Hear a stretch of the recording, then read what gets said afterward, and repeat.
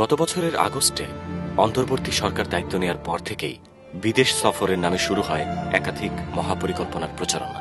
চীন, কাতার, সংযুক্ত আরব আমিরাত সবখানেই ঘটা করে সফর, দৃষ্টিনন্দন ছবি আর উচ্চ আশ্বাসের বন্যা।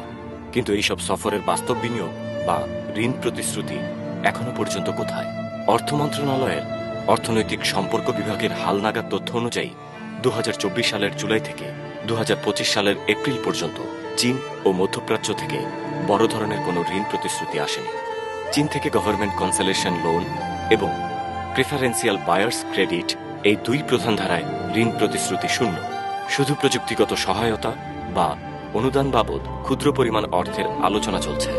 যদিও প্রধান উপদেষ্টা ইউনূস বেইজিং সফর শেষে বলেছিলেন, চীন সরকার ও প্রতিষ্ঠানগুলো বাংলাদেশের জন্য $210 কোটি বিনিয়োগ, ঋণ ও সহায়তার প্রতিশ্রুতি দিয়েছে।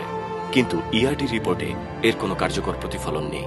চীনের মূল্যায়ন এখনও চলমান, এমনটাই বলা হয়েছে সরকারের নিজস্ব প্রতিবেদনে। মধ্যপ্রাচ্যের চিত্রও একই। কাতার, আমিরাত সব জায়গায় সফর হয়েছে, বৈঠক হয়েছে মন্ত্রী পর্যায়ে, কিন্তু বাস্তবে যা এসেছে তা এতটাই সামান্য যে ইআরডি তা অন্যান্য ক্যাটাগরিতে রেখেছে।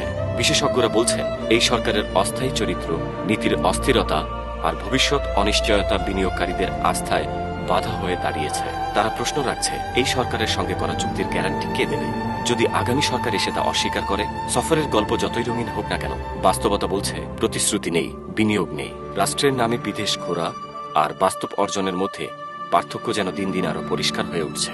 শেষ অঙ্কে 18 কোটির সাধারণ জনগণ যেন বড় একটা ঘোড়ার ডিম ছাড়া আর কিছুই পাচ্ছে না। মিথ্যা কথার ফুলঝুরি আর মিথ্যা স্বপ্নের ফানুস ওড়াচ্ছে ইউনূস বাহিনী, আর আমরা যেন সেই মিথ্যায় সম্মোহিত হয়ে আছি। প্রিয় দর্শক, আমাদের এই সম্মোহন ভাঙবে কবে বলতে পারেন?